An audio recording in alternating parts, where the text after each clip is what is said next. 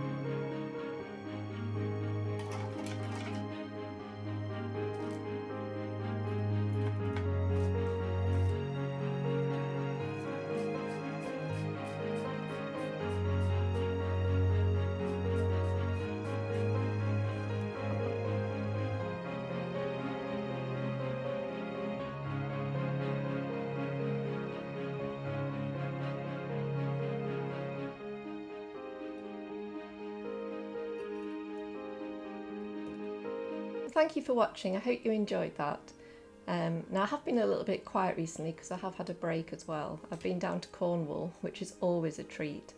And even though the weather was pretty bad actually, apart from the journey down and a day when I was there, the rest of it, it was very murky and rainy, to be honest. But the day where it was sunny, I managed to get around a lot of places and take some really beautiful footage. So that'll be coming up in my videos. And also when I visited a beautiful garden in the area with lots of roses, and that's also stunning. So a few things to look forward to. Have a great day and I'll see you next time.